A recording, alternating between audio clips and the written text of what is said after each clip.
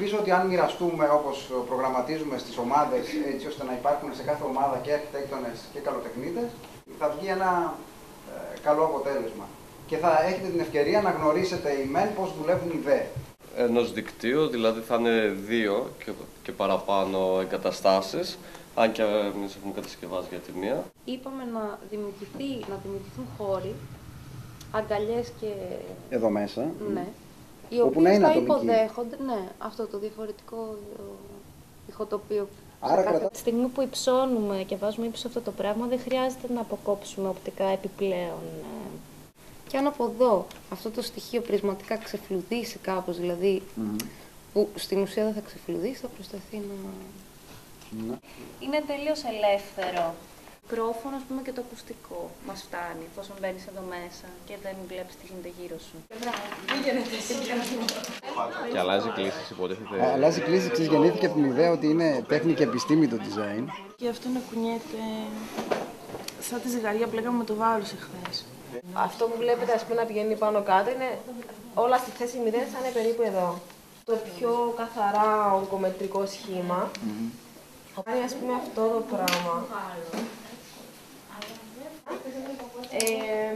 Και αυτό σημαίνει ότι αφαιρώντας το ένα, έχει τα πλευρά σε παραπέμπει λίγο στην Κιβωτό, αλλά δεν είναι Κιβωτός πια. Η μία του πλευρά θα είναι το ολόγραμμα του αντικειμένου, οπότε κάποιος θα το αναγνωρίσει.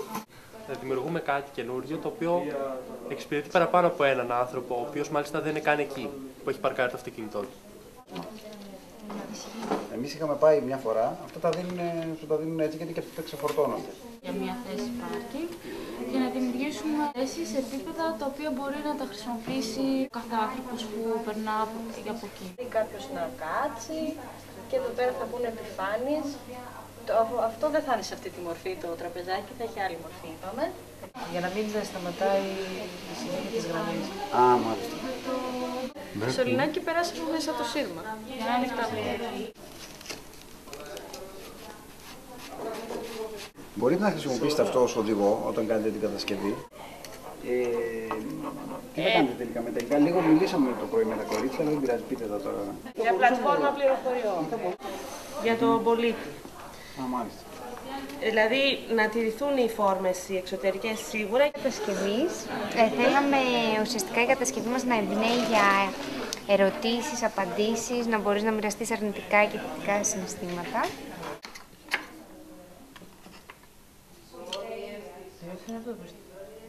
Δεν είναι το μπροστινό μέρος. Το ξέρω απ' έξω για να καταλάβω. Εκεί πρέπει να είναι αυτό. Να υπάρχουν όλα. Το οποίο να είναι βασικά κυκλώματα με λεπτάκια. Σκέφτηκα σιλικόνη, αυτή η σιλικονούχα, αν μπορούσαμε να απλώσουμε σε μια διαφάνεια, να περάσουμε άλλη διαφάνεια και να φτιάξουμε από μόνοι μας ένα λεπτό φύλλο. Γιατί θα δώσει την αίσθηση του καουτσούκ του αυτοκίνητου. Είναι ένα αυτή η γράφη και θα δεις δεξιά κάπου σου λέει 5-6.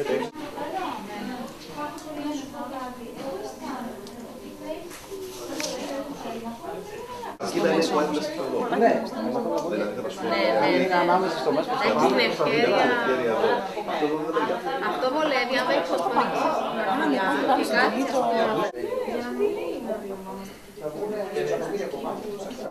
Συνδιαλέγεται με το αστικό περιβάλλον που είναι έτσι σκληρό και απρόσωπο.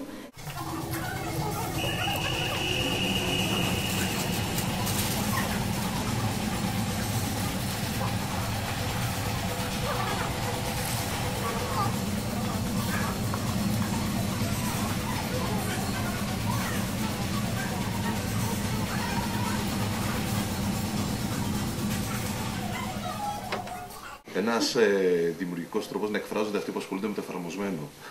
Για μένα, design είναι όταν η τέχνη έρχεται να ικανοποιήσει κάποιες ανάγκες.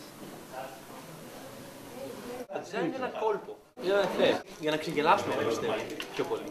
Για μένα, design είναι, ας πούμε, αυτή η τσάντα. Είναι λειτουργική, έχει και το υλικό της, δύο διαφορετικά υλικά, όμορφη. Εντάξει, είναι ένα είδος design. Η διαδικασία του design για μένα είναι σαν το τυμπουσόν. Στην αρχή με δυσκολεύει πάρα πολύ να ανοίξω το μπουκάλι, αλλά άμα το ανοίξω πάει με θύσαμε. Η αισθητική των χρηστικών αντικειμένων. design είναι ότι υπάρχει γύρω μας. Έλεγα ότι είναι η εφαρμογή της αρχιτεκτονικής σε μικρότερη κλίμακα. Για μένα design είναι μια ισορροπία τέχνης και επιστήμης. Design είναι αλλαγή στον τρόπο ζωής χωρίς να αφορά ένα συγκεκριμένο κοινωνικό τρόπο. Ένας όμορφος τρόπος για να βιώνεις την καθημερινότητά σου μέσα στον αντικειμένο. Είναι η τέχνη και η αρχιτεκτονική μαζί. Για τώρα και για το μέλλον. Design είναι ο συνδυασμός της λειτουργικότητας με την κομψότητα. Μια χρηστική ανάγκη. Αυτό. Έλα μου ντε. Αυτό.